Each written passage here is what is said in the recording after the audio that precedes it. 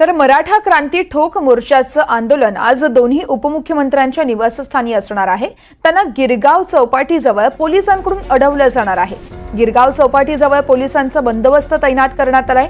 कालच मातोश्री निवासस्थानाबाहेर मराठा क्रांती ठोक मोर्चाकडून आंदोलन करण्यात आलं होतं आणि त्यानंतरच आज दोन्ही उपमुख्यमंत्र्यांच्या घराबाहेर आंदोलन करण्यासाठी हे आंदोलक जाणार आहेत। मात्र पोलिसांना गिरगाव चौपाटीजवळच त्यांच्याकडून पोलीस त्यांना अडवणार असल्याचं कळतंय। त्यामुळे आता हे मराठा आंदोलक नेमकी काय भूमिका घेत आहेत हे पाहावं लागेल।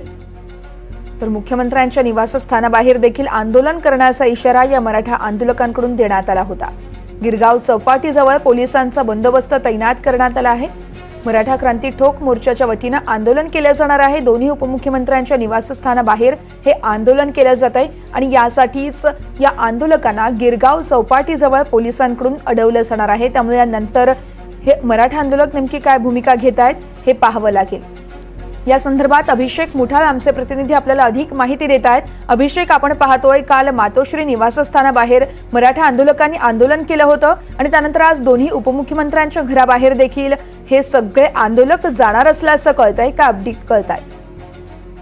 नक्कीच जर पाहायचं तर या संदर्भात कालच एकूणच मराठा आंदोलकांकडनं घोषणा करण्यात आलेली होती की एकूण जे उपमुख्यमंत्री आहेत त्यांच्या घरासमोर आपण आंदोलन करू। सोबतच जे राष्ट्रवादीचे अध्यक्ष आहेत शरद पवार यांच्या देखील घरापुढे आंदोलन करणार आहे। मात्र आता सध्याला पाहायचं तर मोठ्या प्रमाणात पोलिसांचा बंदोबस्त जो आहे तो गिरगाव चौपाटी परिसरामध्ये आपल्याला पाहायला मिळतो आहे। जे पण आंदोलक येणार त्यांना कुठेतरी अडवण्याचा प्रयत्न, सगळ्या मराठा आंदोलकांना अडवण्याचा प्रयत्न जो आहे तो पोलिसांकडून आपल्याला होताना पाहायला मिळणार आहे। एकूण सध्याला मोठा पोलिसांचा बंदोबस्त या संपूर्ण परिसरामध्ये आपल्याला पाहायला मिळतोय। सोबतच मुख्यमंत्री व्हायचं किंवा मग उपमुख्यमंत्री व्हायचं तर उपमुख्यमंत्री देवेंद्र फडणवीस हे